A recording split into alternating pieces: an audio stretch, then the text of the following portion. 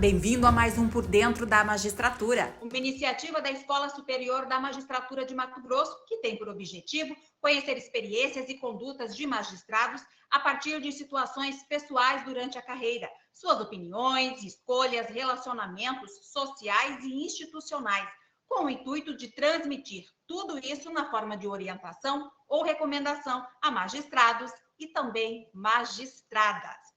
Hoje vamos conversar com o juiz cuiabano Sebastião de Arruda Almeida, de 61 anos, lotado da turma recursal do estado de Mato Grosso.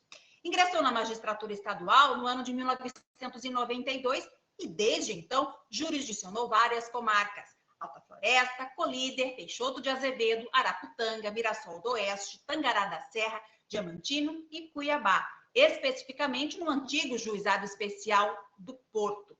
Também tem uma vasta e larga experiência na justiça eleitoral e é especialista nesta área, em direito eleitoral. Vamos acompanhar. Doutor Sebastião, seja muito bem-vindo ao programa, viu? Muito obrigado. Para mim é uma honra muito grande essa bondade de me convidar para esse programa que já tem aí vários anos e goza de um prestígio muito grande no nosso cenário. Ok, participa aqui conosco também o membro consultivo da ESMAGES, o desembargador Marcos Machado. Como vai, desembargador? Tudo bem, Fernanda? Muito obrigado. É um prazer enorme receber o doutor Sebastião de Arruda Almeida, mais um juiz cuiabano, um juiz que se destaca ao longo dos anos que conheço pela ética e pelo labor, mas também pela sua eficiência.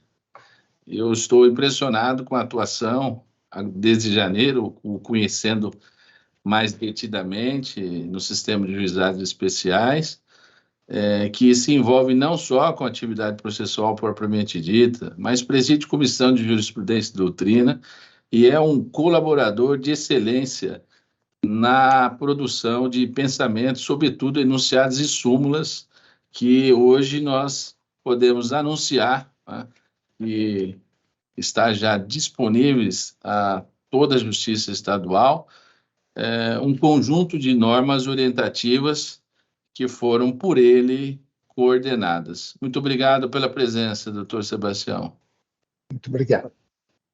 Ok, vamos lá então. Vamos começar com uma pergunta bem neutra, bem tranquila para o senhor. O senhor tem aí 3 décadas de magistratura. Como é que é servir a população durante todo esse tempo, né? Se o senhor pudesse resumir em algumas palavras, em alguns minutos, por favor. Sim. Basicamente, essa indagação me foi feita pela desembargadora Shelma Lombardi quando no concurso da magistratura, naquele momento de prova oral, onde eu tinha, à época, 29 anos de idade, e ela, naquela época, ingressar na magistratura com 29 anos de idade causava uma certa surpresa, porque, tradicionalmente, aparentava pouca idade, etc. e tal. E ela me fez uma pergunta semelhante a essa. Ela, antes de fazer qualquer pergunta de direito penal, ela me indagou: doutor, o senhor está aqui, por que é que o senhor quer ingressar na magistratura? Eu disse para ela, e hoje repito, que a ideia minha era de que, como advogado, eu já tinha um papel relevante dentro da sociedade, mas que eu via na magistratura uma possibilidade de melhor servir a população nessa administração da justiça. E esses 30 anos aí de magistratura, acredito que eu tenha dado um pouco dessa colaboração, porque são 30 anos de experiência jurisdicional, experiência administrativa, experiência nos nossos juizados especiais, e que, Deus me permitindo essa essa experiência me também permitiu ter uma certa visão do que é o poder judiciário, da relevância dentro da sociedade. Então, eu digo que esses 30 anos me permitiu esse tipo de compreensão do que é o judiciário, da importância dele para a vida, tanto do cidadão quanto de outros segmentos sociais. Perfeito. Desembargador, por favor.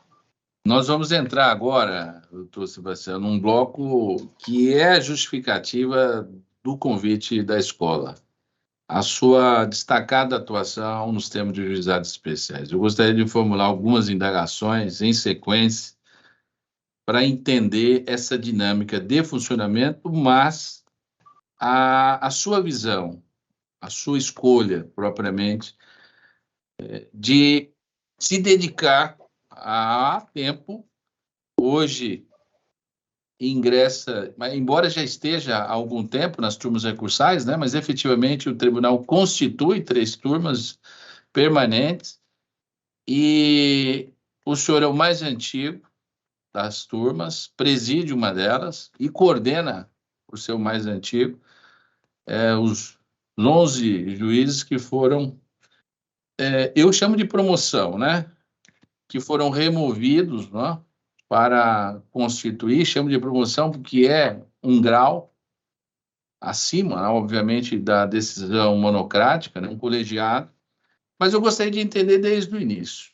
E a primeira indagação é por que juizados especiais? Sim, os juizados especiais, desembargador, eles vieram como uma justiça que atendesse às necessidades básicas da pessoa.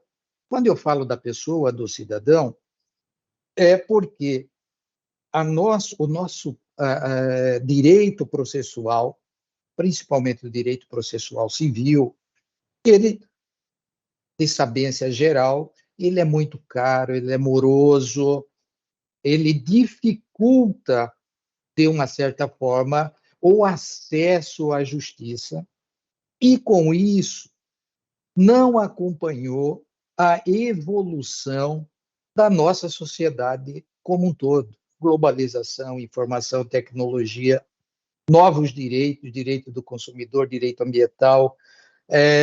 Hoje nós temos o comércio eletrônico, etc. e tal.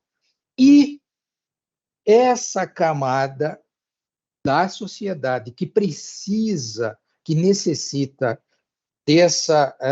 de uma justiça rápida, de uma justiça ágil, enfrenta, ou enfrentou e enfrenta, essa burocracia e esse alto custo da justiça tradicional, que nós chamamos tradicional justiça comum. Então, veio o Constituinte de 88 e deu essa roupagem constitucional, se nós formos ver lá na Constituição, os parâmetros dos juizados especiais, se observa que o Constituinte deu essa fisionomia de juizados para atender demandas de pouca complexidade, célere, informal e, preferencialmente, em busca da conciliação.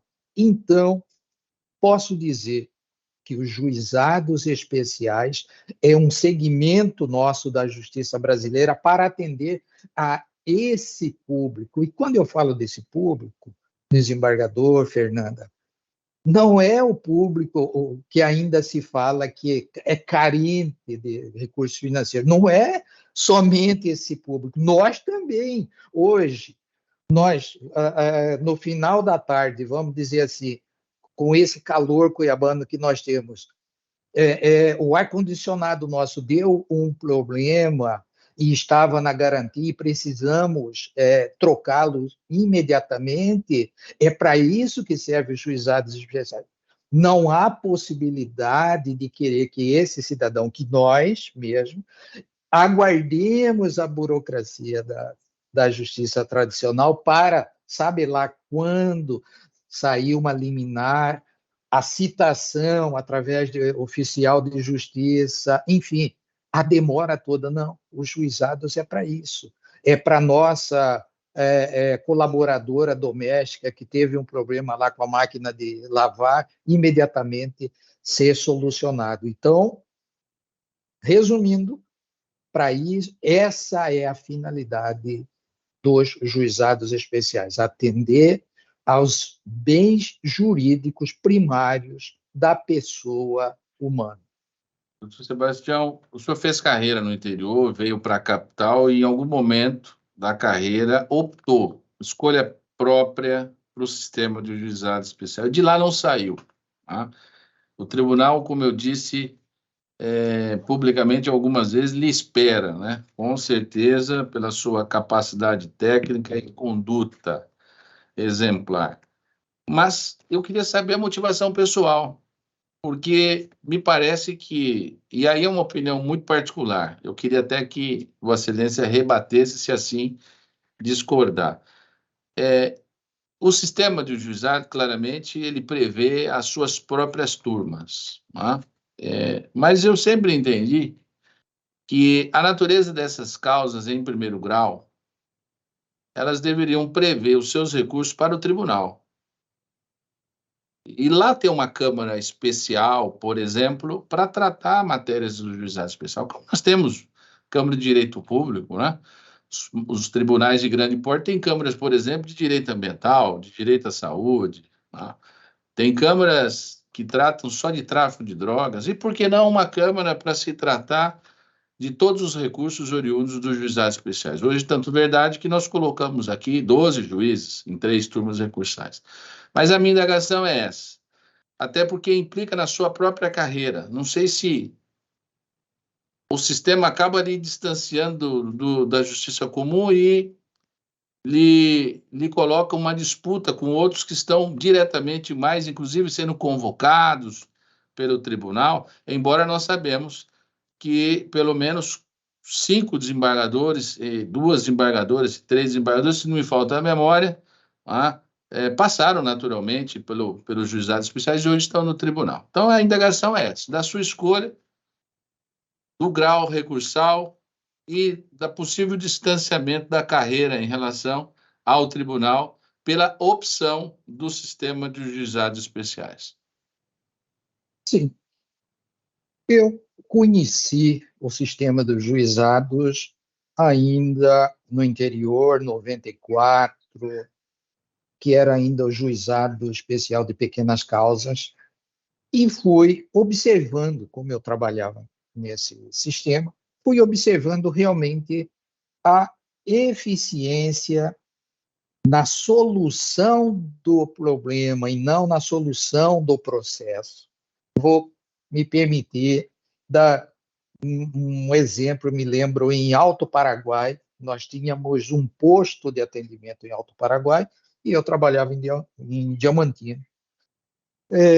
Parece até simples dizer, mas aquela população carente, para sair de Alto Paraguai para ir a Diamantina, tinha um custo, tinha todo um transtorno. Então, nós montamos um posto de atendimento ali e, desembargador, Fernanda, o que a gente via era pessoas ainda daquele garimpo antigo de Alto Paraguai, que brigava muitas vezes ali cobrança de 2, 3 botijões de gás, e como fazer, não recebia, não conseguia, e a gente chegava ali numa política realmente de consenso, buscando consenso, chamava as partes, e ali acabava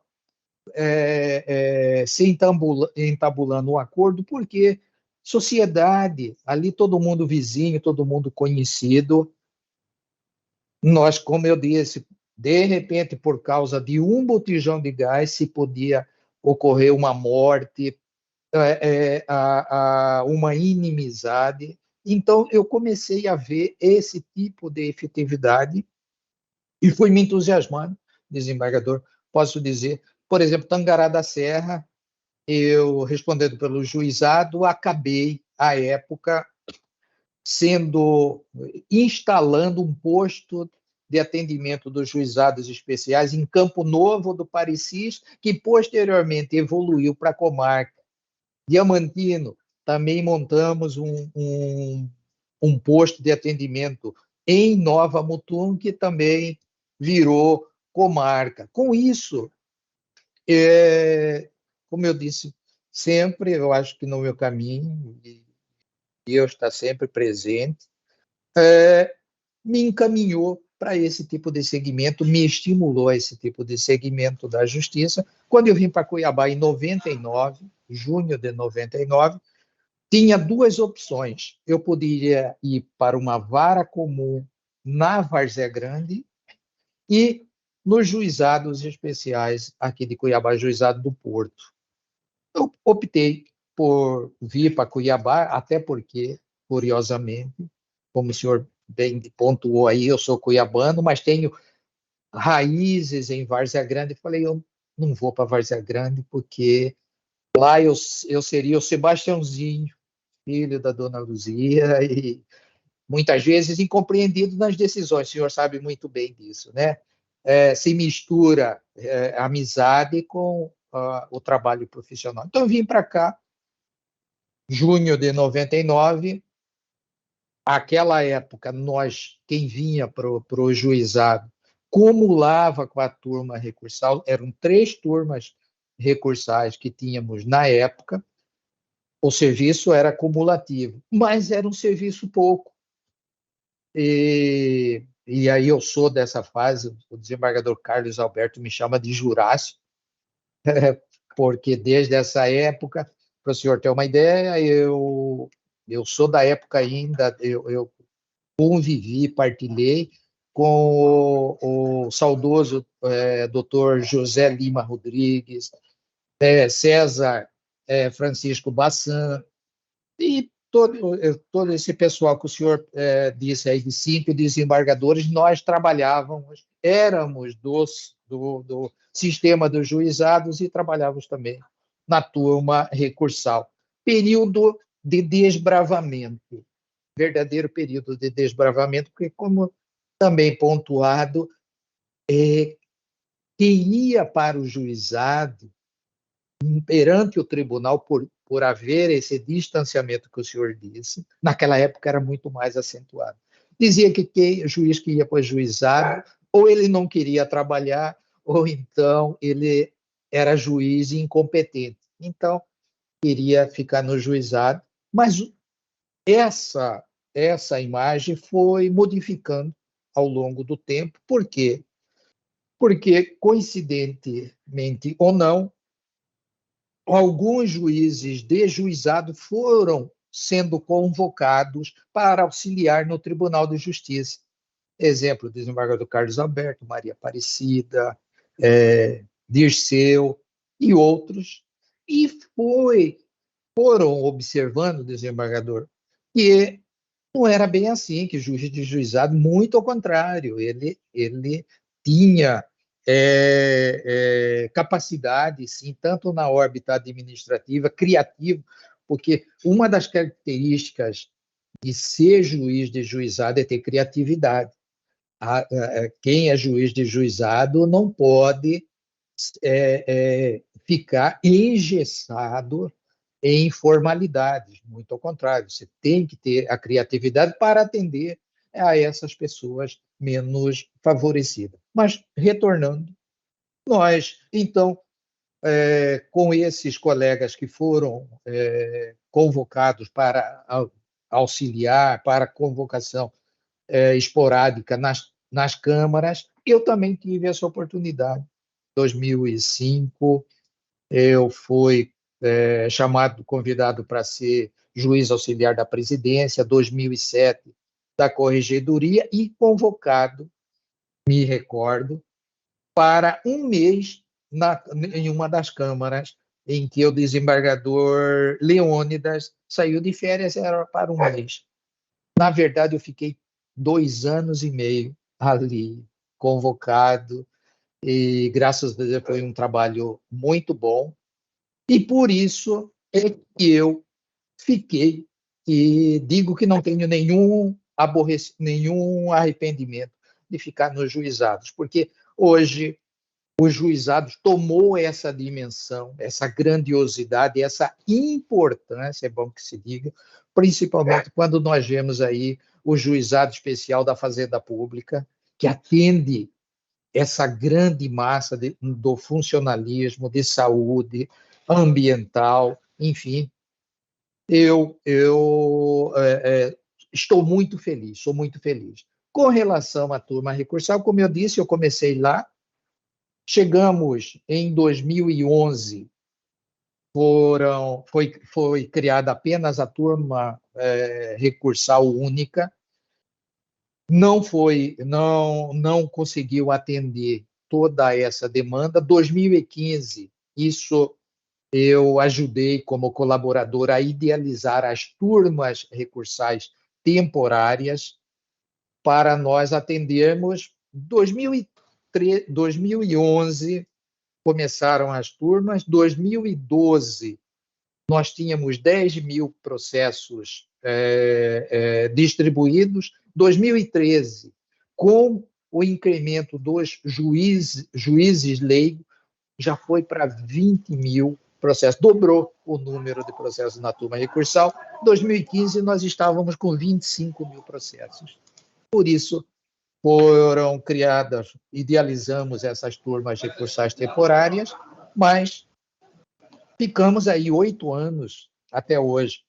O ruim dessas turmas recursais temporárias era que, e o sistema antigo, como se tratava de mandato, e eu sofri, posso ser testemunha disso, eu sofri uma época, porque você fica 2 anos na turma, você deixa o seu juizado, quando volta, na época minha, não tinha juízes suficiente para ficar ali no juizado, tudo transtornado, tudo desorganizado, até você colocar em dia. O senhor sabe, como eu disse, o jurisdicionado ele quer rapidez, ele quer solução, não compreende isso. Então, hoje, através do senhor, a aplicação, a dedicação, o comprometimento do senhor, a receptividade da desembargadora Clarice e os demais membros da diretoria, nós temos, finalmente, as turmas recursais com titularidade definitiva, que nos dá essa estabilidade funcional, essa tranquilidade de ali você desenvolver um trabalho e aprimoramento nela, nas turmas. E o porquê disso? Isso é muito importante, porque, como já foi dito, queira ou não, nós somos revisores das decisões do juizado. E isso traz uma nota muito relevante que se chama consequencialismo. Nós temos que ser consequentes. Quando você está lá no juizado, um exemplo bem simples, eu digo, uma negativação, eu vou dar 5.000, eu vou dar 10.000, ou vou dar 3.000, mas quando você é juiz, membro da turma recursal, você tem que ver as consequências dessas avaliações, porque, de repente, você abre uma avenida para demandas, as chamadas demandas temerárias ou predatórias. Então, desembargador, foi uma opção realmente pelo juizado. Esse distanciamento do tribunal, hoje, eu acredito que até esteja diminuindo, porque o banco de jurisprudência que o tribunal implantou e o senhor ontem sugeriu para que a gente uniformizasse as emendas jurisprudenciais, mas voltando, o banco de jurisprudência tem sido um local muito visitado, inclusive por várias assessorias do tribunal, que tem citado alguma jurisprudência nossa. E o porquê disso, desembargador? Porque como nós somos a porta de entrada de acesso, os direitos discutidos no tribunal, muitas vezes, e na grande maioria das vezes, são primeiramente discutidos conosco.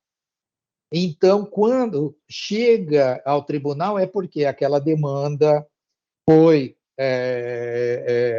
debatida no juízo comum e chegou no tribunal, muitas vezes, até como novidade. Mas se buscar a jurisprudência nossa, das turmas de cursagem, se verá que a gente já tinha examinado essa matéria. Então, acredito que está havendo essa diminuição desse distanciamento e superando essa ideia também de que juizado é tudo igual e é demanda de massa. É sim demanda de massa, sem dúvida que é demanda de massa, mas nem tudo é igual, nada é igual. Existe sim pormenores que te obrigam, no mínimo, a abrir o processo e examinar se a demanda é igual ou não. Então, concluindo, desembargador, sou muito feliz de estar na turma recursal. Hoje, posso dizer assim que tenho um reconhecimento profissional a respeito de todo o trabalho que eu desenvolvi e espero continuar aí nessa nova fase das turmas recursais, contribuindo com o sistema.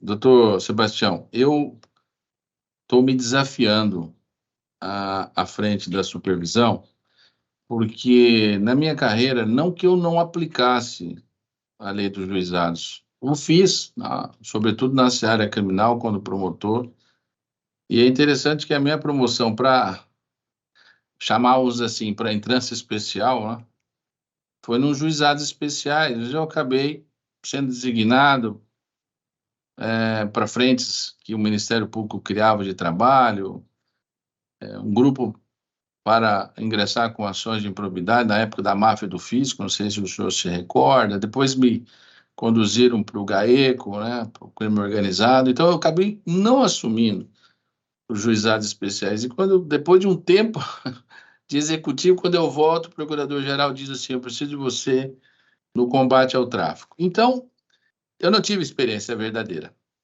E um dos grandes desafios é esse, compreender aquilo que está sempre na minha cabeça, né? Causas de menor complexidade, que na verdade já não são.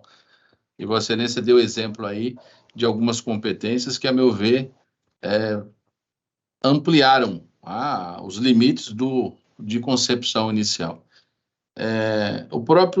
As infrações de menor potencial ofensivo hoje ganha, com a justiça negocial, uma amplitude do rol. E tudo vem para os juizados. A gente tem que acabar abraçando essas questões e acredito que em Mato Grosso, aí vem a minha pergunta.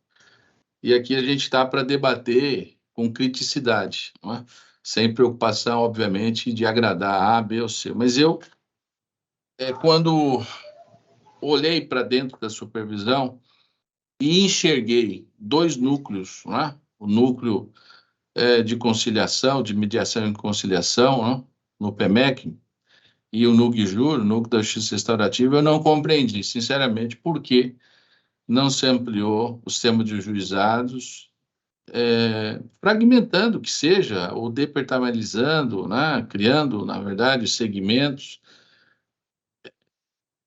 porque são estruturas do mesmo poder, ou do mesmo tribunal, digamos assim, com coordenadores distintos, né? Com grupos de servidores distintos, mas, ao final e ao cabo, se busca o mesmo, tá? Que é o entendimento, que é a composição, que é a reparação de danos, que é o acordo, né, propriamente dito. Então, hoje nós estamos tentando construir, tá? Pelo menos uma política judiciária convergente, né, desatando alguns nós, abrindo algumas portas e desempoderando, né, algumas unidades que, a meu ver, não precisavam, né? Nós tem que ter um comando só, que é da presidente do tribunal, tá? E nós somos todos servidores, auxiliares da presidência. Mas isso vai ser uma tarefa que eu já visualizei que não é simples, porque já tem normas, já tem padrões, já tem procedimentos, e já uma cultura de divisão, tá? E eu sempre digo, quando se divide, se enfraquece. E eu trago o exemplo da atuação criminal, né? Atuação contra o crime, não é contra o criminoso. O criminoso tem que ser, obviamente, identificado, ele tem que ter o direito de resposta, você tem que produzir provas, mas o crime em si, tá? A conduta é ilícita. Então, nós temos que entender o seguinte: a partir do momento que você vai dividindo, tá? A exemplo, começar com 2 polícias, né? Só no Brasil que nós temos essa situação, e ela persiste a cada ano. Se mostra, gente, a gente precisa rever isso, e o Constituinte não bate, digamos, essa discussão. Mas a minha pergunta é: o que pensa o doutor Sebastião sobre o NUPEMEC, o NUGJU, dentro dessa divisão que, a meu ver, teria que fazer parte do sistema de juizados especiais? Sim, desembargador. A grande justificativa, eu que tenho, como eu disse, todo esse tempo aí de juizado, eu vou tentar resumir.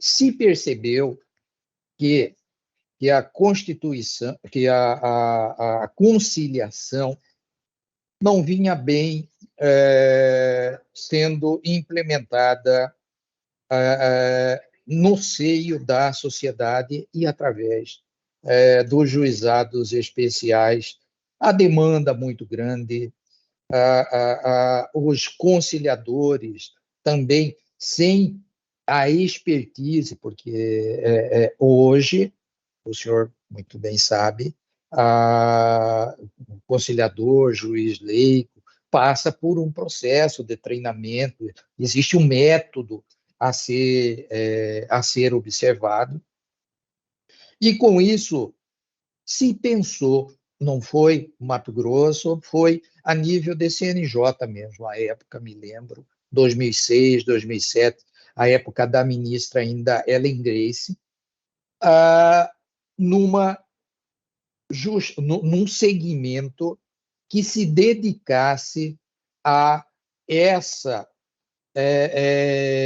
esses meios alternativos de resolução de conflito, seja conciliação, seja mediação, muito influenciada pelas opiniões do professor Kazuo Watanabe, que nós chamamos pai dos juizados, e com isso surgiram as experiências desses SEJUSC do próprio NUPEMEC para tratamento dessa fase, podemos dizer assim, pré-processual ou extrajudicial, para se evitar o ajuizamento, a judicialização excessiva. E, com isso, foram criados os núcleos que estão aí. Eu, particularmente, digo para o senhor que eu acho que o que nós poderíamos ter, o que poderia ter acontecido era o aprimoramento, sim, a evolução dos juizados para também prestar a contento a esse serviço. Hoje eu ainda vejo, desembargador, assim, na prática, e me perdoem também a crítica, os SEJUSC, o NUPEMEC, ainda lhe falta a efetividade, porque ali, como critérios que a gente tem, é o seguinte: primeiro, o juiz elege quais seriam as demandas que poderiam ser submetidas a esses núcleos. 2, a parte teria que concordar. Então, são requisitos que eu vejo assim, que traz um certo entrave para a efetividade dele. O que não acontece lá, o que não tem de acordo lá, acaba vindo para o juizado, para a justiça comum, enfim. Então, sendo bastante objetivo, eu acho também que poderiam ser esses núcleos trabalhados dentro do sistema dos juizados especiais. Ok. Eu queria fazer uma pergunta antes de entrar no eleitoral, porque eu sei que o senhor também nutre, digamos assim, bastante uma paixão, né? Assim como a gente já percebeu pelos juizados especiais. A gente tinha uma pergunta para falar, para ver com o senhor, quais as mudanças o senhor consideraria mais relevantes ao longo de todo esse tempo nos juizados? Eu até anotei aqui, me corrija se eu estiver errado. O senhor falou que se antes os juizados estavam estigmatizados de que eram só a porta de entrada para a população mais carente, hoje não mais. De que se antes a ideia era resolver, dar solução ao processo, hoje a ideia é dar solução ao problema, né, ao conflito entre as partes. E também se antes era uma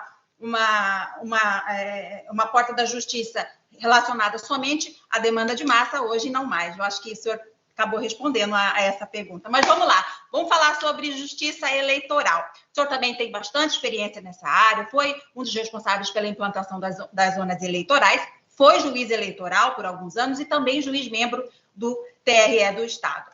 Como é que foi essa experiência? Muito enriquecedora. O desembargador até talvez não lembre, mas eu lembro. Nós chegamos de fazer algumas audiências. Na época, o desembargador era promotor eleitoral e fizemos algumas audiências aqui nas zonas eleitorais. O direito eleitoral, ele realmente é uma paixão que eu tenho. Por quê? Porque ele trata de assegurar sempre a liberdade do voto, da consciência do eleitor, tratando da regularidade das eleições. E nada mais importante do que a Justiça Eleitoral disponibilizar de aparelhamento, de entendimentos para assegurar essa liberdade de voto, principalmente no nosso país, onde o voto é chamado voto universal, em que tanto faz o voto do presidente da República quanto do senhorzinho lá da zona rural, o valor desses votos são iguais. Ou seja, não é porque é presidente da República que o voto dele vale 2 vezes ou 3 vezes mais. Logo, a Justiça Eleitoral tem que se preocupar que esse senhorzinho tenha, e aqui eu entro num destaque a respeito das fake news, tem esse senhorzinho, sim, o direito de uma informação clara, de uma informação precisa, de uma informação séria. E por isso é que eu digo que as grandes experiências, e Deus também me permitiu isso, na justiça eleitoral, é ter essa percepção do que é a importância dela para a nossa sociedade. Mas pela experiência, doutor Sebastião, que Vossa Excelência teve ao longo da atuação como juiz, também no TRE, curiosamente, hoje, a Justiça Eleitoral ela ganhou uma expressão por conta dos ataques à democracia e uma discussão sobre a importância, né, de respeito à urna eletrônica. Mas o que eu queria retirar da sua percepção é se a mensagem realmente está sendo alcançada como deseja, né, o TSE e o TRE em relação à formação política do cidadão, ou seja, a importância realmente de participação e expressão daquilo que... Eu não estou me referindo às manifestações, porque eu acho que isso é democrático, né? É óbvio que dali, quando você causa dano e quando você ofende, você está no limite, obviamente, da ilicitude e a consequência de responsabilização. Mas a expressão, a opinião, a opção, a crítica, que não é destrutiva, isso é válido, tem que ser assegurado.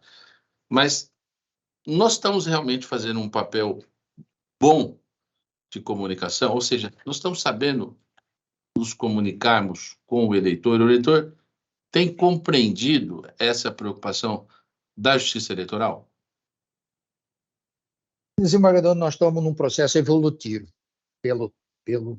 por esses anos que eu venho atuando no eleitoral. Eu digo para o senhor que nós estamos nesse processo evolutivo. Por quê?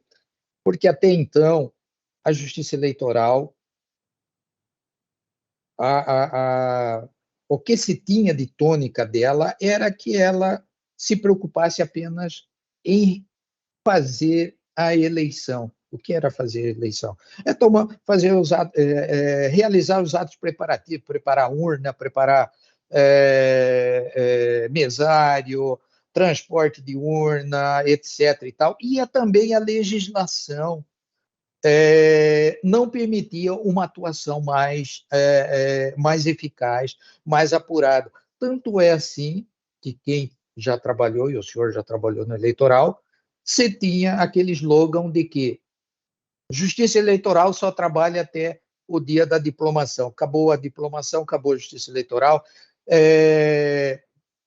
Crimes eleitorais, infrações eleitorais, só tem relevância até às 5 horas da tarde do dia da eleição, encerrando as eleições, a votação. Pronto, não se tem mais nada de consequência.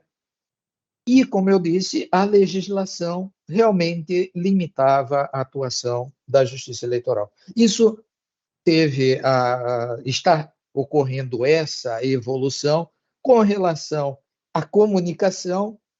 Nós, por tradição, temos dificuldade de nos comunicar com a sociedade. Isso é tradicional do Poder Judiciário.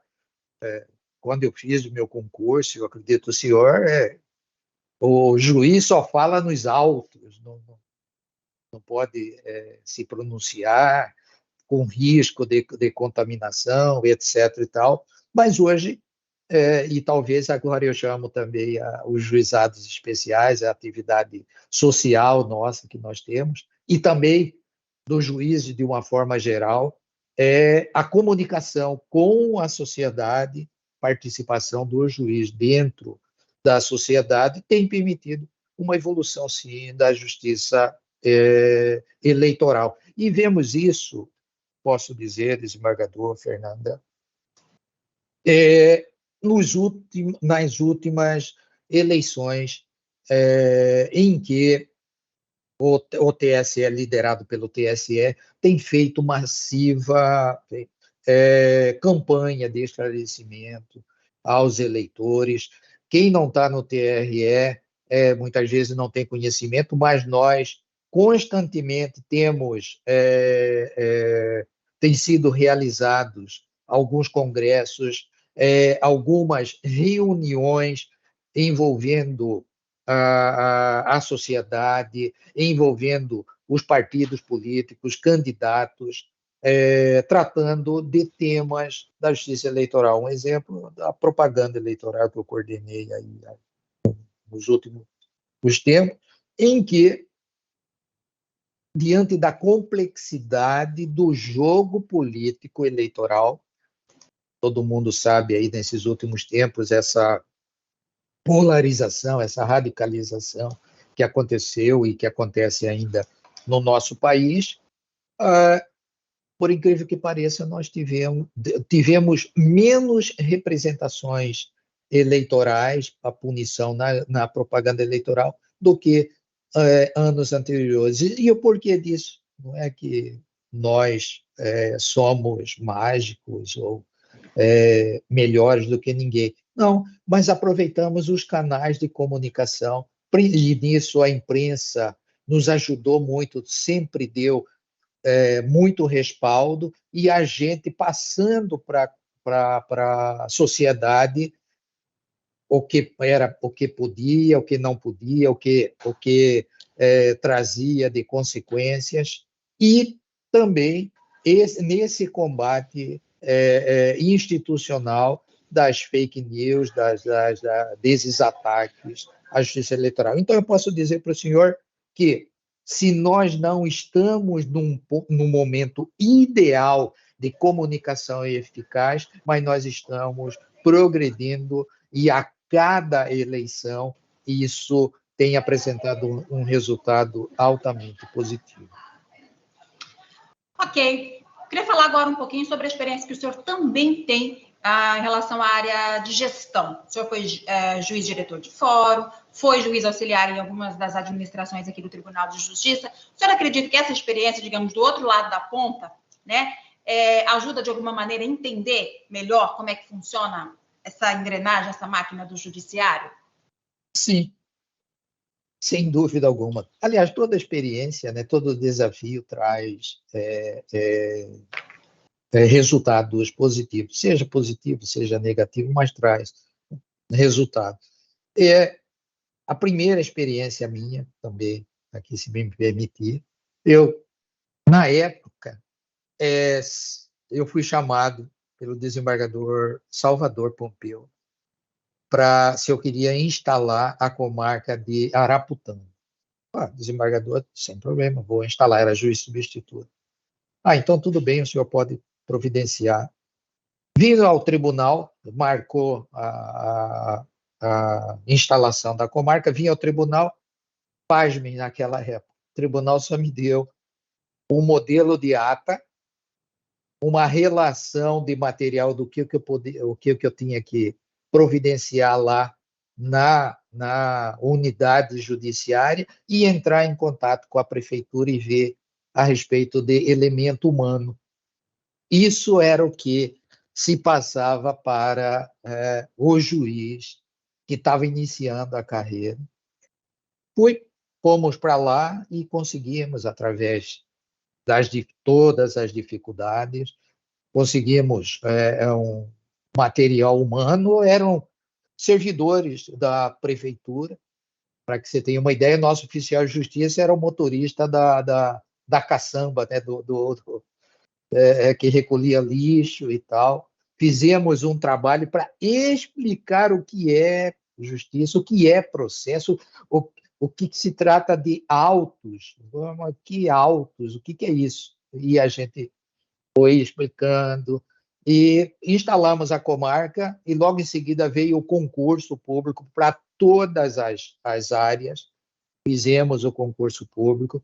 Tudo isso, à época, não tínhamos de forma alguma assessoramento, como hoje até se tem. Não, era o juiz ali na lida, mesmo junto com o promotor. E quando veio na diretoria dos fóruns, todo mundo sabe, à época, nós tínhamos que saber fazer a parceria com os outros órgãos públicos, porém, a preocupação de não se contaminar. Você tinha que mostrar para o gestor do executivo, principalmente, que isso aqui o senhor não está dando para o juiz, não é para a casa do juiz, o senhor está contribuindo para o fórum, então nós não temos nenhum comprometimento com decisões futuras. Vim para cá, como já dito, fui juiz auxiliar da presidência, da corregedoria,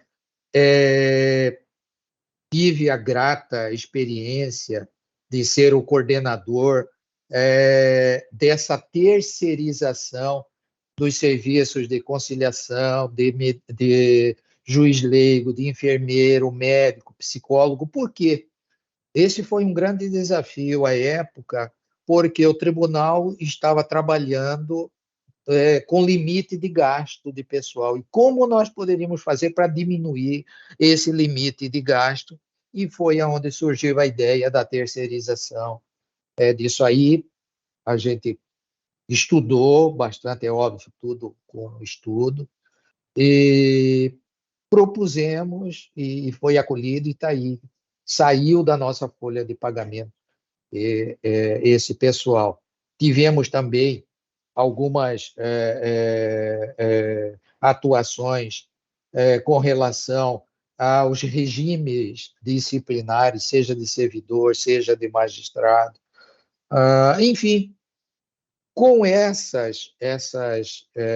esse trabalho de natureza administrativa, a gente consegue ver o judiciário como um todo, que, de repente, nem sempre é possível se atender a tudo e também se cumprir com todas as metas inicialmente elencadas. A gente faz na medida do possível e da legalidade. Então, hoje, a gente já tem realmente, graças a Deus, uma noção de como é o Poder Judiciário, de como ele pode funcionar, como ele pode melhorar. Então, nisso eu sou também muito grato a Deus de me dar essa oportunidade. Perfeito, desembargador. Vamos aí, o senhor tem mais Doutor indagações, Sebastião, né? nós temos duas perguntas agora, mais sensíveis, tá? Porque elas são diretamente voltadas a uma estrutura proposta, pretendida, e outra pelo critério de avaliação, que eu sou crítico a isso, mas naturalmente quero lhe ouvir, até porque a sua ascensão ao tribunal dela depende. Eu vou começar por essa situação, que é a escolha dos juízes hoje. Me parece um critério mais matemático e contábil que de aferição ética, laboral, de comprometimento com o colegiado, com a história de vida do juiz e sobre essa polêmica proposta de eliminar entrâncias. Eu, sinceramente, já me posicionei, vejo isso como a desconstituição de uma carreira. Tá? O sujeito não é promovido mais, é só removido. Anda de lado, vai andando de lado, é uma espiral, ele não vem numa verticalização, não tem motivação. Nós que sabemos que é atuar no interior, a necessidade que o juiz tem de mudar, porque não é bom. Eu falo como quem fez carreira no interior e tem um pai que foi juiz e parou 12 anos em Rondonópolis. Um grande erro, a meu ver. Não só porque obstruiu a sessão funcional, né? Poderia ter, pela antiguidade, pela turma que tinha, chegado ao tribunal. Não foi um sonho dele, mas era já um juiz conhecido, não é? Aquilo que Vossa Excelência revelou, em Vargem Grande vai saber que é o Sebastião, filho da senhora, vossa mãe, e a juiz já conhece, né? E como é que você vai ficar mudando dentro de uma própria cidade? Então tem um período, acho que todos têm um período, mas é a minha concepção. Gostaria de ouvir sobre isso e do critério, que quando Vossa Excelência foi promovido era um, né? E o CNJ veio instituiu e nós estamos mais para uma, digamos assim, para uma evolução numérica, né, de dar notas e ficar aguardando se tem, e normalmente quem conduz as informações é a corregedoria, e eu, sinceramente, né, me frustro, né, já me frustrei, me frustro de ver alguns colegas que deveriam já estar no tribunal, Vossa Excelência é um deles, mas em disputas por conta de milésimos, né, de um colega que dá uma nota não fundamentada, a meu ver, ou justificada pelos critérios, mas acaba prejudicando o outro que vem, digamos, numa média muito positiva, mas por conta de um voto ele passa ao segundo ou terceiro lugar. Gostaria de ouvi-lo sobre esses dois temas. E aí, Fernanda, me dou por satisfeito por conta do tempo, só por isso. Ok, desembargador. É bastante sensível. Com relação a essa unificação, para mim, Sebastião, eu estou lá em terceiro, na antiguidade, aparentemente eu não teria não se teria qualquer influência com relação a isso. Mas eu não posso ver só o meu lado, eu tenho que ver também os outros colegas, que também são merecedores, etc. E tal. Eu acho muito temerário, assistemático, porque, senhor veja, quem tiver aí hoje em 15º lugar na antiguidade,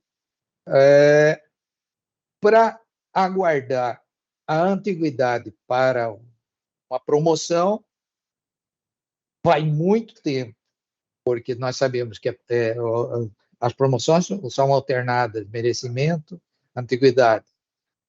E para ele, muitas vezes, concorrer com outros colegas bem mais novos do que ele, aí entrando nessa questão da avaliação, e se o senhor observar, e eu tive também a oportunidade de, quando o desembargador Orlando Perry era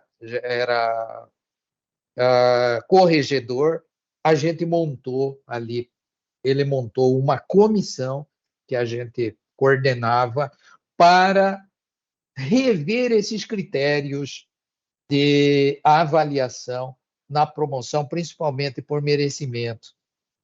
Porque ele sempre entendeu, e o senhor parece-me que vem nessa mesma toada, de que os critérios, então, estabelecidos não eram satisfatórios, eram muito generalizados e causavam esse desequilíbrio.